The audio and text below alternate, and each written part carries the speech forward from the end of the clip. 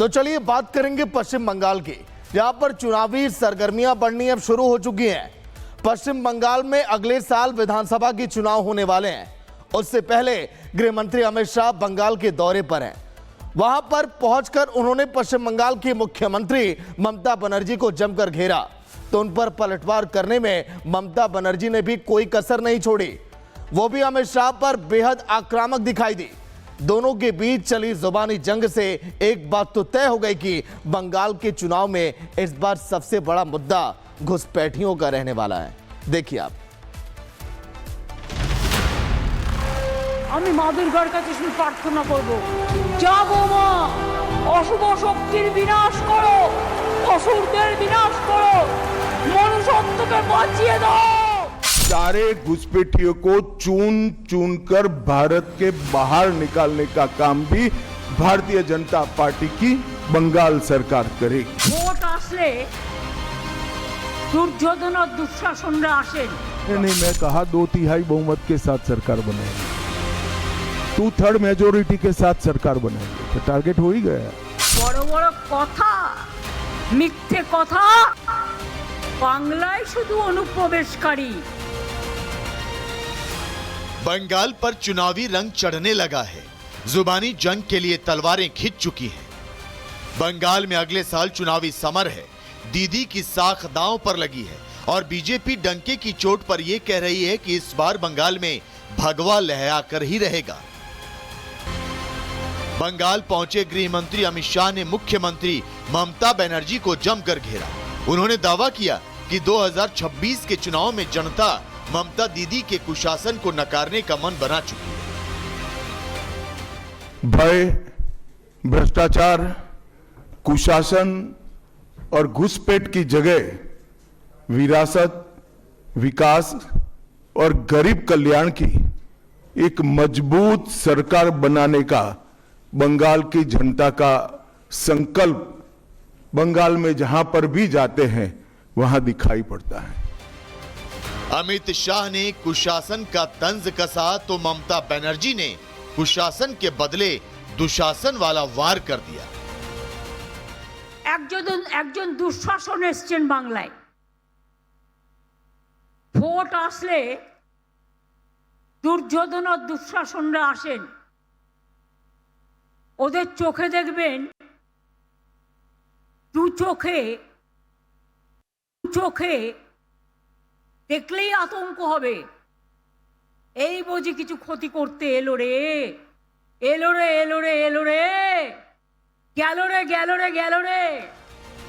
गृह मंत्री अमित शाह ने घुसपैठियों के मुद्दे पर ममता बनर्जी की सरकार को आड़े हाथों लिया। उन्होंने सीधे सीधे ये आरोप लगाया कि ममता बनर्जी पश्चिम बंगाल में न सिर्फ बांग्लादेशी घुसपैठियों को शरण दे रही हैं, बल्कि वो केंद्र सरकार के घुसपैठ रोकने की कोशिशों पर भी पलीता लगा रही है। आपकी ही सरकार है जो जमीन नहीं देती है, जिसके कारण फेंसिंग का काम समाप्त नहीं होता है। क्या बंगाल की मुख्यमंत्री जवाब दे सकती है कि असम में घुसपैठ क्यों बंद हो गई, त्रिपुरा में घुसपैठ क्यों बंद हो गई, गुजरात और राजस्थान की बॉर्डर पर घुसपैठ क्यों नहीं होती है, पंजाब की बॉर्डर पर घुसपैठ क्यों नहीं होती है, कश्मीर की बॉर्डर पर घुसपैठ क्यों नहीं होती है, सिर्फ बंगाल में क्यों होती है? क्योंकि आपकी निगहबानी में घुसपैठ कराई जाती है और बंगाल को धीरे धीरे डेमोग्राफी चेंज कर कर आप आपकी वोट बैंक को पुख्ता करनी चाहती है। अगला चुनाव घुसपैठियों को निकालने के मुद्दे पर और घुसपैठ रोकने के मुद्दे पर लड़े जाने वाला है कि बंगाल की बॉर्डर से हो रही घुसपैठ सिर्फ बंगाल का मामला नहीं रहा है, अब ये राष्ट्रीय सुरक्षा का मामला है। घुसपैठ के मुद्दे पर जैसे ही अमित शाह ने ममता बनर्जी को निशाने पर लिया, ममता ने भी पलटवार करने में देर नहीं की। उन्होंने अमित शाह के उठाए हर एक सवाल का जवाब दिया। মমতা ব্যানার্জি জমি না দিলে এই তারকেশ্বর বিষ্ণুপুর লাইন কে করে গেছে? মমতা ব্যানার্জি করে গেছে, আপনি নন। বড় বড় কথা, মিথ্যে কথা, বাংলায় শুধু অনুপ্রবেশকারী, কাশ্মীরে নাকি নেই। তাই যদি সত্যি হয় বন্ধু, উত্তর চাই, পহেলগাঁও তাহলে কি আপনারা করলেন? দিল্লিতে কিছুদিন আগে যে ঘটনা ঘটে গেল, অনুপ্রবেশকারী বাংলা ছাড়া কোথাও নেই, তাহলে কি আপনারা করলেন? इस जुबानी जंग ने बंगाल में घुसपैठ की बहस को एक बार फिर गर्मा दिया। बंगाल में पहले से ही बांग्लादेशी घुसपैठियों का मुद्दा जोरों शोरों पर है। गृह मंत्री समेत बीजेपी के तमाम नेता ये दलील देते रहे हैं कि एसआईआर से इस अवैध घुसपैठ पर लगाम लग सकती है। बंगाल में 27 अक्टूबर को चुनाव आयोग ने एसआईआर का जो डेटा जारी किया, उसके मुताबिक पश्चिम बंगाल की वोटर लिस्ट से 58 लाख लोगों के नाम काट दिए गए। चुनाव आयोग के मुताबिक इनमें कई वोटरों की मौत हो चुकी है और कई दूसरी जगहों पर शिफ्ट हो चुके हैं, और इनसे भी बड़ी तादाद ऐसे लोगों की है जिनके नाम 2003 की मतदाता सूची से मेल नहीं खा रहे थे। अकेले ममता बनर्जी की सीट भवानीपुर से ही करीब 45,000 वोटरों के नाम मतदाता सूची से हटाए गए, जबकि शुवेंदु अधिकारी की सीट नंदीग्राम के भी 10,500 के करीब वोटरों की जानकारी नहीं मिल पाई। और बीजेपी का दावा है कि एसआईआर के बाद उन लोगों के नाम वोटर लिस्ट से हट गए जो घुसपैठ करके भारत में बसे थे। यानी बीजेपी इसे वोटरों का शुद्धिकरण बता रही है, जबकि ममता बनर्जी का मानना है कि चुनाव आयोग ने बीजेपी के इशारे पर उन लोगों के वोट काटे जो पश्चिम बंगाल में टीएमसी के समर्थक माने जाते हैं।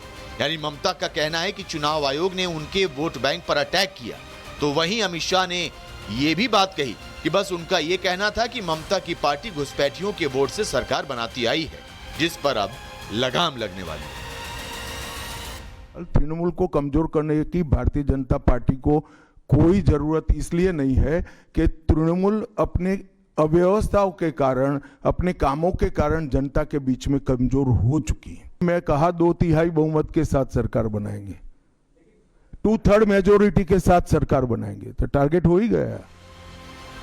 यानी बात साफ है, बंगाल के रण में इस बार घुसपैठ के मुद्दे पर दंगल होना तय है। বাংলা থেকে কোনো ন্যায্য ভোটারকে কেউ কোনোদিনও তাড়াতে পারবে না।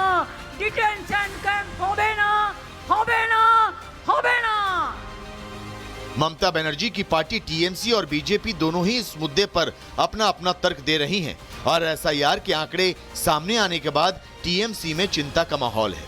तो वहीं बीजेपी ये दावा कर रही है कि वो बंगाल में पिछले कुछ चुनावों से लगातार जारी अपने बढ़त के सिलसिले को इस बार जीत में तब्दील कर देगी। हालांकि अमित शाह भी ये जानते हैं कि ममता के किले को भेदना इतना आसान नहीं होगा, इसीलिए 26 के रण के लिए अभी से तलवारों को धार देने की शुरुआत हो चुकी है। Bureau report, Republic Bharat.